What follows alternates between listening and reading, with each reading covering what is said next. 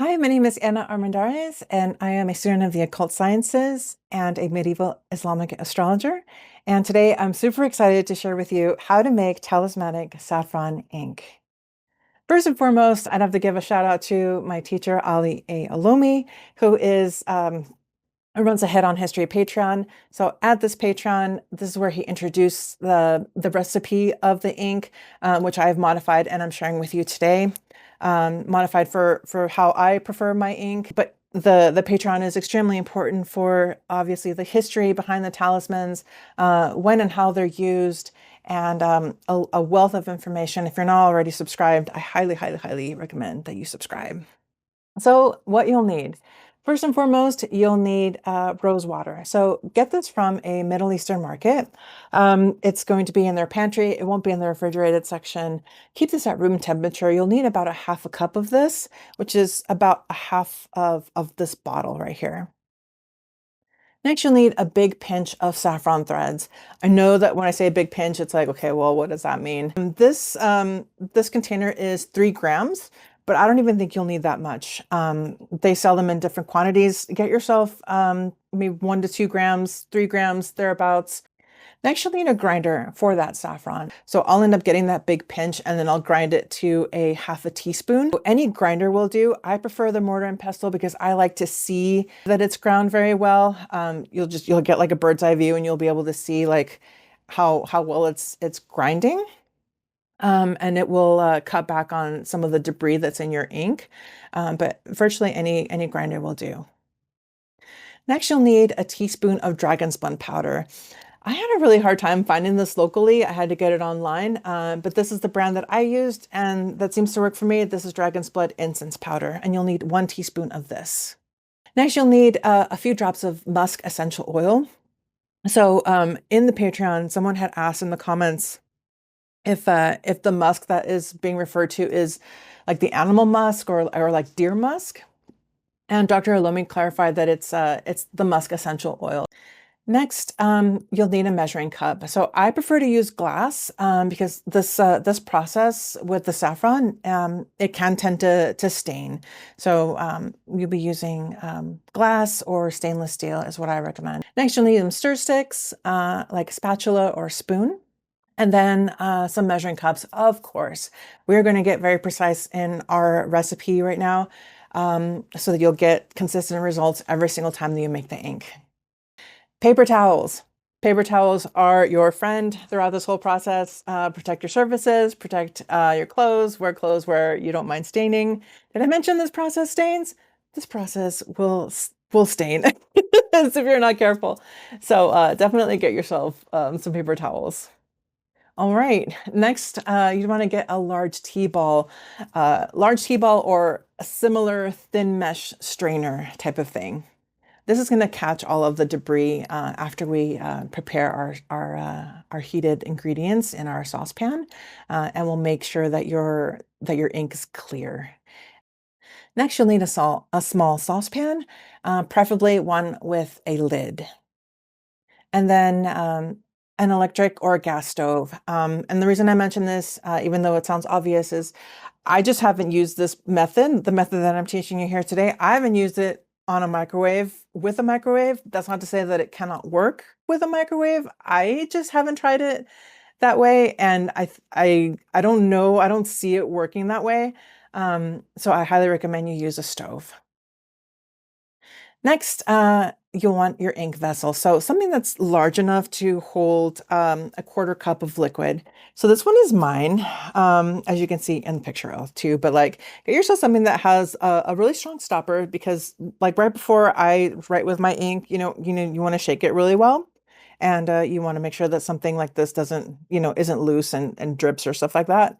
I prefer glass here as well so that I can monitor the color. As the ink ages, it will darken a little bit. So I do recommend glass.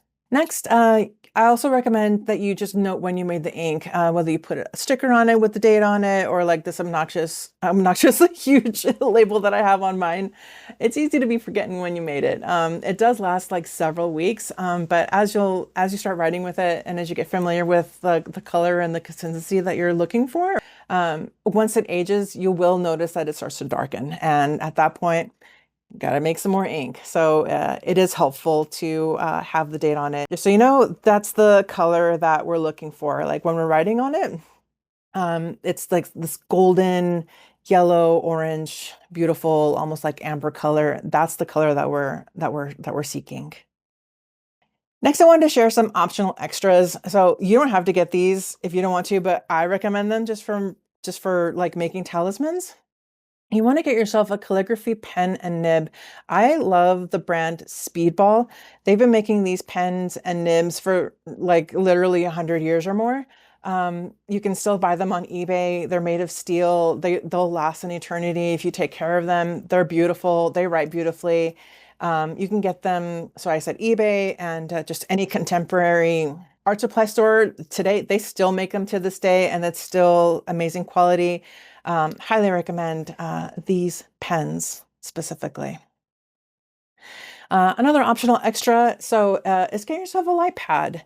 If you're completely illiterate in Arabic like I am, I highly recommend getting a light pad so you can trace talismans, use this as a template, and it's just super easy. And yeah, highly recommend getting a light pad. This is a recap of the supply list. So for your ingredients, like we said, you wanted to get some rose water, that's food grade, keep it at room temperature. You want to get a half a teaspoon of fresh ground saffron threads. Start with a big pinch. And then you'll need a 1 teaspoon of dragon's blood powder, and then a few drops of musk essential oil. And then the gear, like we said, you want to get yourself a stove, the measuring cups, the measuring spoon, a big tea ball or some type of fine strainer, and then spoon, spatula, paper towel, small saucepan, preferably stainless steel, your little ink container. And then if you want to go extra, you want to get yourself some calligraphy pens and nibs. You only need one pen, and the nibs are separate and you can interchange them out. But yeah, from Speedball, and then a light pad. And then of course you want to date and label your ink. Okay. All right. Now that you have all of your stuff, let's do this. Step one, measure out half a cup of the rose water and you're gonna just put it into your saucepan. Don't turn on the heat just yet. We're just gonna add the stuff in the saucepan first. Next, you're gonna grind up enough saffron threads to get a half a teaspoon of fresh ground saffron, okay? So this is my process, and I came up with this only because aside from weighing, which who wants to do that, get a big bench of saffron and just grind it up, okay? And then once you've got it pretty finely done, it doesn't have to be perfect, but just grind it really good. Measure it out in your little half a teaspoon measuring spoon. And if you need more, grind more, girl. It's really important to keep the quantities consistent so that you get that beautiful color, okay? So, but yeah, but like I said too, like if you don't have this, like you can get any grinder, just keep an eye on it. You want to get half a teaspoon of fresh ground saffron threads. All right. Once you've got your saffron all ground and you've got a half a teaspoon of ground saffron, just throw it into the pot with the rose water that's already in there. Then you're going to add a teaspoon of the dragon's blood powder. Just measure that out and throw it in there. And then you're just going to throw in a few drops of the musk essential oil. Just throw it in there. All right, and then you're just going to combine everything together. You're not mixing very hard. Just make sure that everything is wet and consistent, and just combine it really well. And then after you're done stirring, you want to bring this to a gentle simmer. You're going to set the heat to the second lowest setting. So once you've got that heat up, after a few minutes, you're going to start to see these little bubbles like around the perimeter. And you'll also like hear like this sizzling happening. That's when you know that it's time to turn the heat all the way down. This happens fairly quickly, so once you're waiting for this to happen, don't walk away because it happens pretty quickly. So once you see the bubbles, you want to reduce the heat to the lowest possible setting. And then you want to set a timer for 8 minutes. Set a timer for 8 minutes, stir occasionally, and don't cover it. Don't leave it on the fire for longer than this, at least for my process. The idea is that we're not cooking the saffron. We're just drawing out those colors. We're drawing out those essences. Don't cover it. Stir it occasionally. Let it be for 8 minutes. And once the timer goes off, take it off the stove and cover the saucepan with the lid. What we want to do at this time is you're going to let everything steep. Okay, it's going to be covered. It's going to steep. It's going to repose. 30 minutes is my minimum. So like if you come back in an hour or whatever, I think that's fine. You're probably just going to get like a richer color. But 30 minutes would be like the minimum that I would do it for. And then once it's done steeping, look at this color. Girl, look at this color. Look at this color. It is gorgeous. And everything is melded together. Everything has been steeped. This is what we're working with right here. So you're done. You've let it rest. Now you're ready to strain it. So you just kind of take the pan and just kind of swirl it around, and then you dump it with your little strainer here. I like to use a large strainer, like I was telling you, so it's like a large tea ball, and I just put it over my my measuring cup that I did initially. And yeah, so the idea is to catch all of that debris so that it doesn't get into your ink.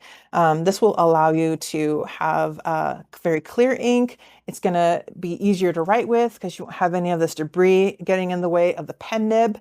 It's really important to strain. I have found out the hard way. Strain your ink. Next, you want to just take that little spatula and just want to press it down. Get yourself every last drop of this ink into that cup. All right. So when we're all said and done, you're going to get about 1/4 cup of ink. You're still going to get like a little bit of debris in your ink. It's not going to be perfect without any floaties in it whatsoever. There will be a little bit of floaties, but it's okay, girl. It's still going to be good. It yields 1/4 cup. You get about half of ink per rose water. And then you put it into your container, girl. Look at this ink. So like I was saying, see how you still have a little bit of floaties? You're still going to have a little bit of floaties. It's okay. Pour it in your vessel. Keep it in a cool, dark place away from sunlight. So I like to put mine on my bookcase in my office, away from direct sunlight. It lasts several weeks. But as you'll see, you know, once you start using it more often, once it's time to do this process again, you'll know because it'll darken. So, and that's the other reason why I like to have that label, and I use the actual ink to label it so that I can see just kind of what it should look like versus what it actually looks like after time passes. Okay, so here's the recap for the Talismanic ink. So in a saucepan, you're going to combine everything: the rose water, the ground saffron, the dragon's blood powder, and the musk essential oil. Bring everything to a gentle boil, uncovered. When you see bubbles, drop the heat to the lowest possible setting and let it continue to simmer for 8 minutes. Next, you're going to take it off the stove and let everything steep for 30 minutes. Cover it with a lid. As it's cooking, so to speak, you're going to not have a lid, but when you're steeping it, when it's resting, put the lid on. Then you're going to strain the ink with that tea ball, and then you're going to pour your ink into your vessel. Keep the ink in a cool, dark place. Note the date that you created it, and then you're going to make new ink when it darkens. This is what the ink looks like, and this is how the speedball calligraphy nibs work. You'll notice that the stroke of the pen is very even. It's very consistent. This is the color that we're aiming for as well. It's going to be like this golden yellow, orangey, warm color. Absolutely beautiful. I love these pens. I love the way this ink turned out. It's been a journey to figure out how to make this, at least for me. I don't know if other people have had more success in an easier way. But I think that if we're just consistent with our process and consistent with our measurements, there's no reason why you can't have this. All right. If you have any questions, please drop them into the comments. You can also go to my website, annastro.com, and look for the contact page. If you get stuck, girl, don't be stuck. Let me help you. Send me a picture, send me a video. I'm happy to help if anybody gets stuck with this process. Annastro.com, that's where you can find my work and my writing and the best way to get in touch. Thank you so much. Thanks for watching. Bye.